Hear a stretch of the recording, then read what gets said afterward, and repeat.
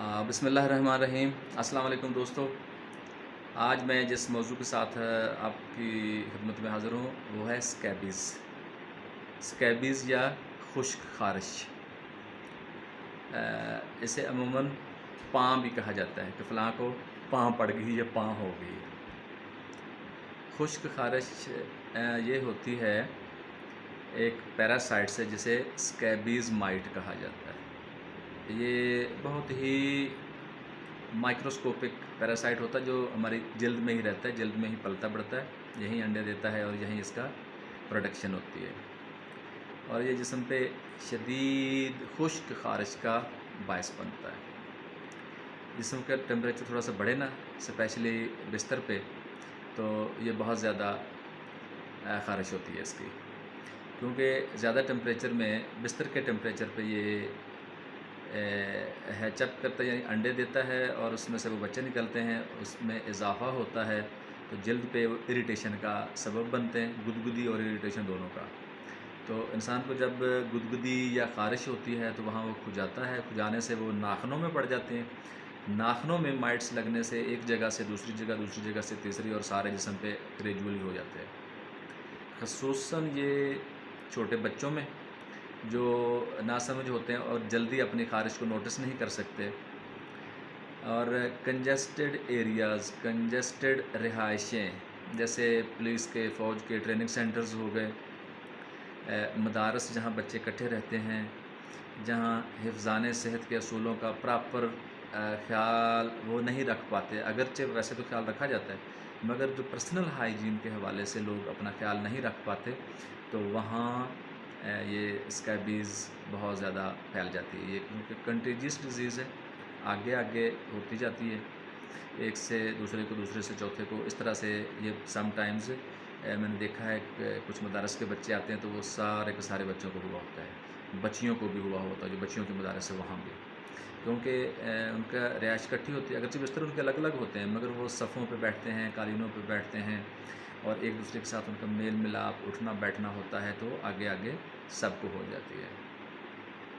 अलामत तो यही है कि शदीद ख़ारिश होती है और रात में ज़्यादा होती है।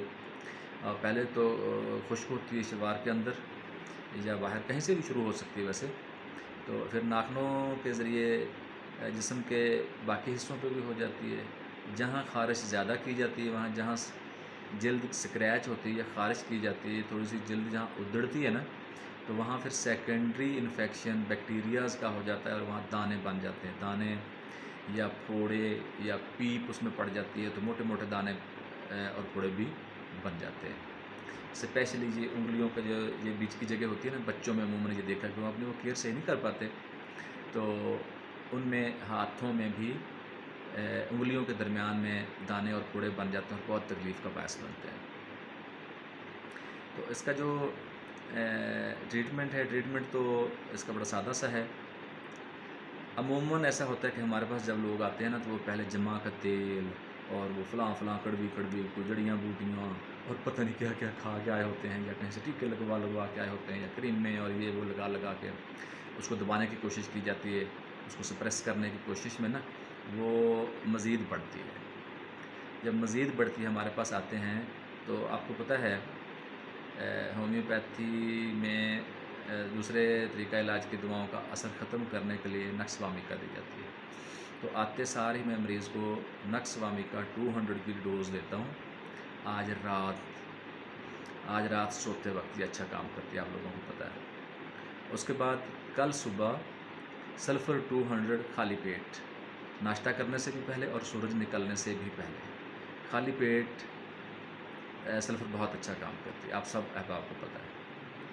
उसके बाद मर्कसाल 30 में अगर सिर्फ खुश्क ख़ारिश है और कोई फोड़े दाने नहीं बने, और इसके साथ कुछ लोगों में एलोमिना एलोमिना बहुत अच्छा काम करती है 30 में, सुबह दोपहर शाम एक हफ़्ता दे दी जाए। और अगर कोई मोटे मोटे दाने फोड़े बन गए और बुखार भी हो गया, तो उसमें आप बेलाडोना भी दे सकते हैं, उसमें आप सिलेशिया भी दे सकते हैं उसको खुश्क करने के लिए या उसको फाड़ने के लिए, छोटी पोटेंसी सिलेशिया की।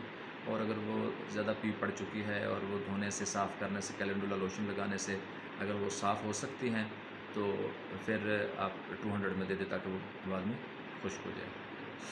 इसके साथ ही हाँ, 1 हफ़्ता देने से ये बिल्कुल ठीक हो जाती है।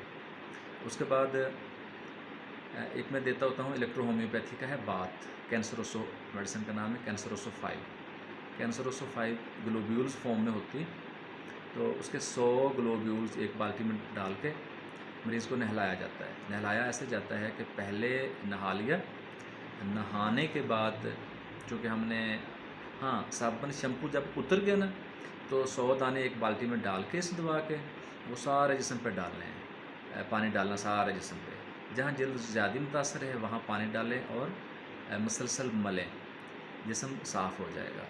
तो नहाने के फ़ौरन बाद चूँकि हमने टॉवल यूज़ करना होता है, तो टॉवल दोनों साइडों से इस्त्री किया हुआ हो। जो पहली बार यूज़ करना है वो धुला हुआ हो और दोनों साइडों से इस्त्री किया हो, ये ज़रूरी है।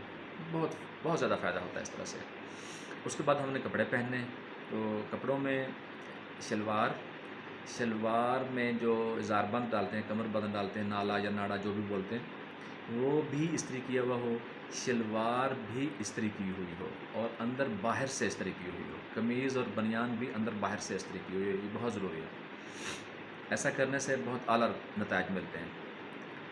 शलवार कमीज़ अंदर बाहर से इस्त्री करें। बच्चे और ख़वातीन ये अमूमन ऐसा होता है कि वो शलवार में इलास्टिक पहनते हैं, तो इलास्टिक निकाल के शलवार को अंदर बाहर से इस्त्री किया जाए, क्योंकि इलास्टिक जब तक हम निकालते नहीं हैं ना शलवार से, वो प्रॉपर इस्त्री नहीं होगी और उसमें वो स्कैबीज़ माइट्स रहेंगी और दवाई खाने के बावजूद वो मरेंगी नहीं तो वो बहुत जल्दी दोबारा ख़ारिज पड़ जाएगी।